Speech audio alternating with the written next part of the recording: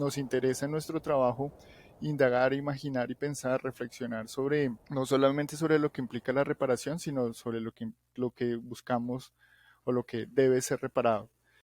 Esta pregunta de cara pues al trabajo con los científicos, en particular con los científicos naturales y los ingenieros, pues implica también una pregunta por el conocimiento, en la medida en que pues muchas de estas prácticas científicas que están pensando en la restauración, por ejemplo, que es el término que utilizan más nuestros colegas, ecológica, pues está pensando en restaurar una naturaleza que muchas veces es capaz de expulsar o de no considerar el componente humano que muchos de estos entornos tienen. Entonces, por ende, nosotros imaginamos que esta reparación ecológica tiene que ser también una reparación de las relaciones entre los diferentes conocimientos. Por eso en nuestro trabajo estamos muy preocupados por imaginar con los científicos naturales cómo puede ser o cómo podemos hacer que ellos puedan ser afectados por unas formas de, entre comillas, grandes la naturaleza, que están más allá o que exceden sus tecnologías, sus conocimientos y sus disciplinas. En vuestro trabajo habéis, con lo que estabais contando ahora, explorado cómo podéis articular formas de conocimiento de maneras que, formas de conocimiento especialmente a través de las ciencias naturales y las ciencias sociales y también métodos participativos que habéis explorado, o sea, también el conocimiento de la gente de los páramos, de vuestros participantes, para contrarrestar esa idea de una ecología sin gente. Y lo que nos interesaría a lo mejor es que nos contéis un poquito más sobre vuestro trabajo en formas alternativas de no sé cómo se dice, de mapear, de hacer mapas sobre los páramos, las prácticas cartográficas alternativas o topográficas en los páramos y qué es lo que estabais intentando, a qué queríais llegar con estas prácticas. Esa pregunta es justamente el núcleo para nosotros de la reflexión, de nuestra reflexión como científicos sociales en las discusiones propias de los conflictos por la conservación en los páramos. Y es porque la sensación de presenciar la elaboración de estos mapas que se preocupan por establecer el límite que va a redundar en la prohibición de actividades agropecuarias, produjo en nosotros una necesidad de mostrar con nuestras herramientas y con nuestras, digamos, con nuestros andamiajes conceptuales y metodológicos, mostrar cómo los páramos pues son más que la biodiversidad que se pretende cuidar y son justamente ese entramado con humanos y no humanos. Y esos pues arreglos muy particulares en cada territorio, pero que no son vistos por estos ejercicios de modelamiento que permitan establecer los límites de los páramos. Entonces comenzamos una carrera muy importante para nosotros y que nos enseñó mucho sobre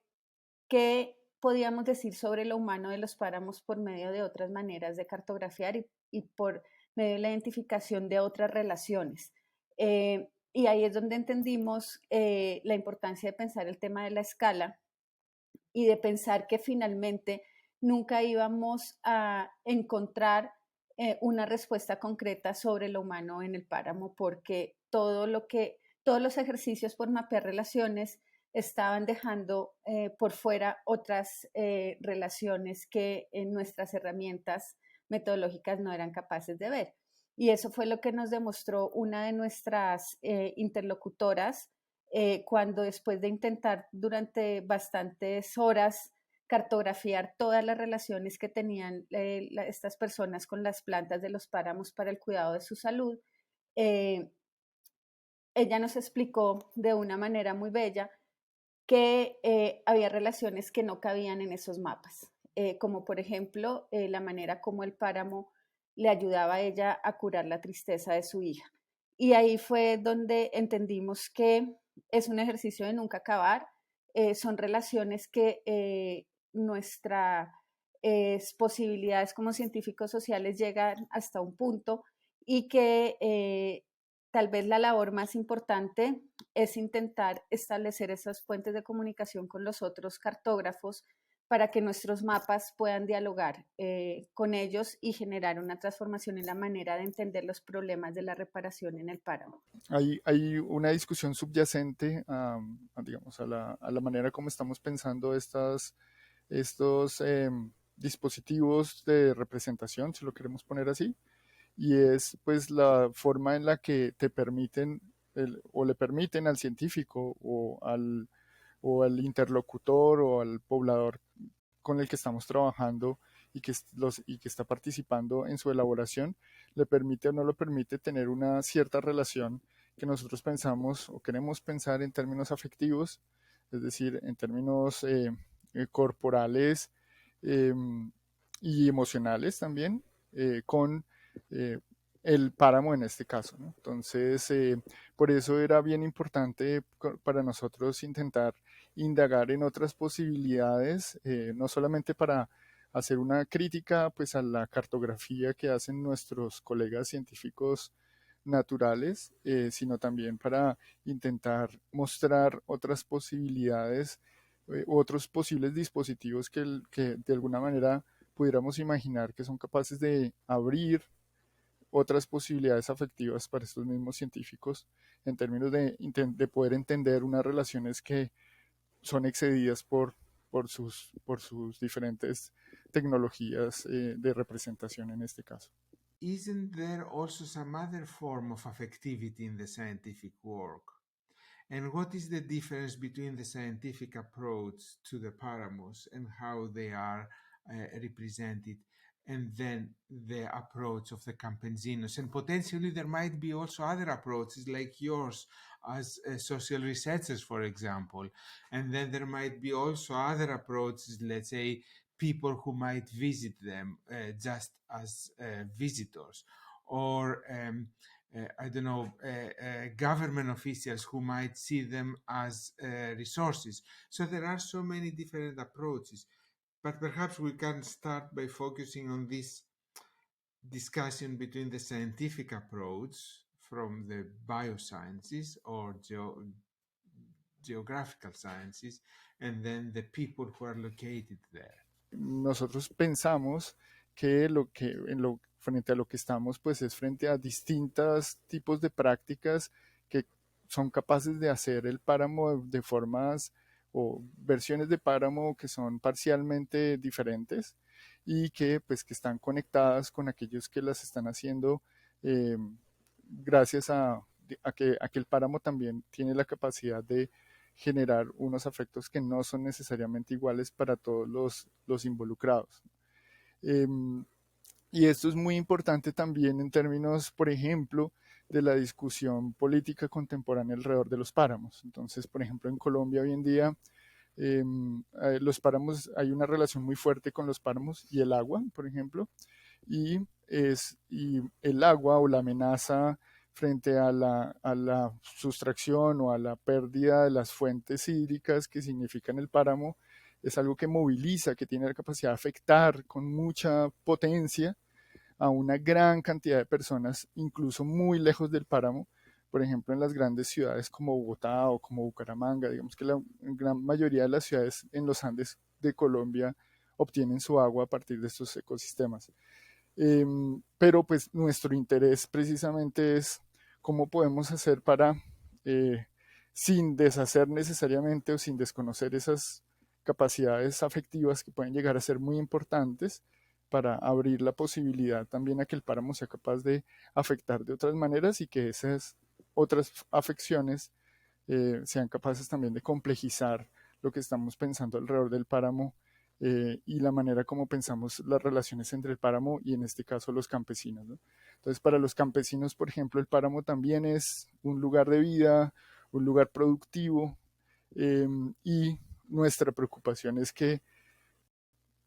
esa relación corporal, afectiva, vivencial y experiencial, pues sea desconocida por el páramo con la capacidad de movilizar a millones de personas en Colombia,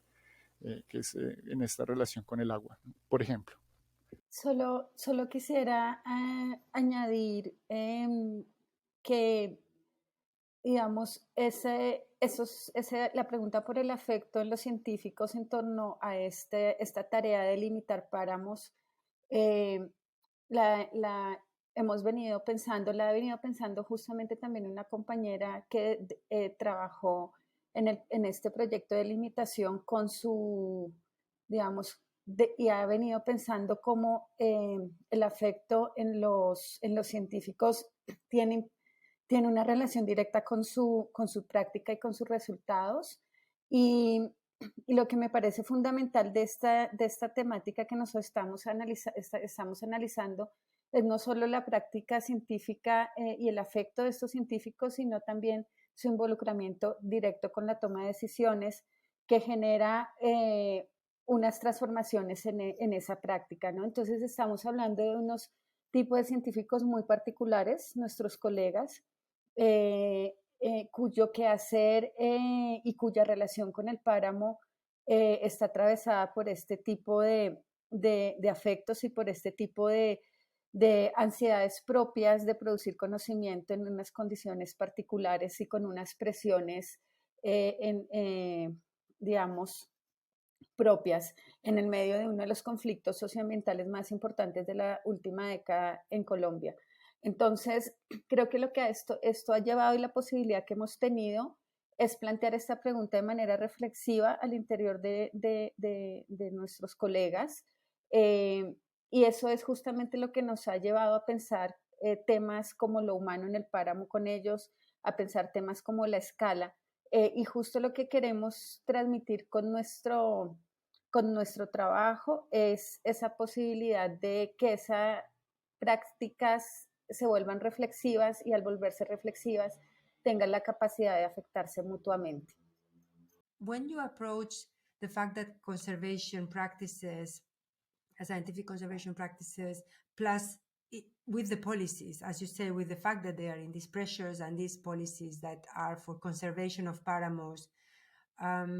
and that they ignore the fact that there are people there, so that they come there and they think, okay, now we need to do conservation of paramos because it's so important for the water, etc.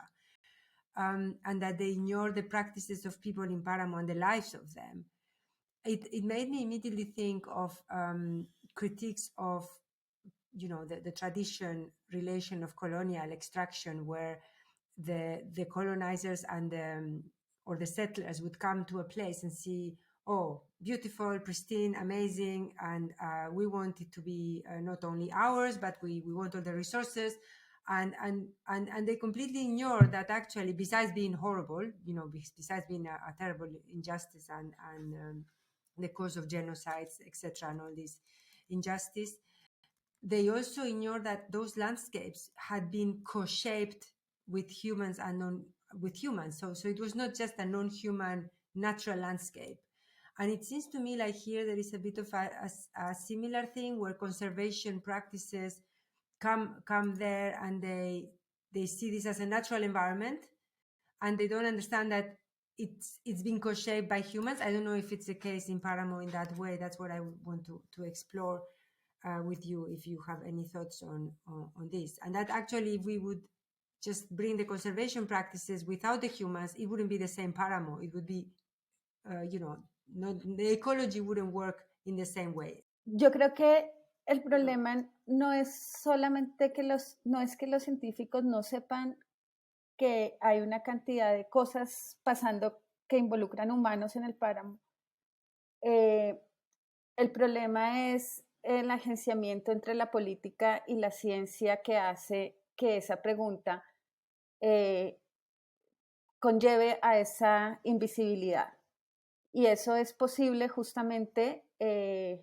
por lo que la ciencia usualmente es,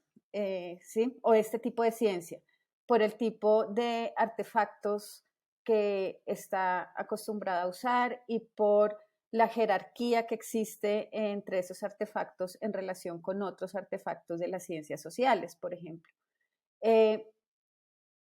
Los páramos han estado poblados por mucho tiempo y de hecho sin ese poblamiento los colombianos no podríamos tener, por ejemplo, alimentos muy importantes para nuestra canasta familiar como la leche y las papas, que es lo que más comemos prácticamente. Y eso es absolutamente visible en nuestros platos, ¿sí? Entonces, la invisibilidad existe porque está agenciada en nuestro criterio por ese agenciamiento. Por eso, para nosotros es tan importante imaginarnos otros agenciamientos entre ciencias, entre personas de los páramos y entre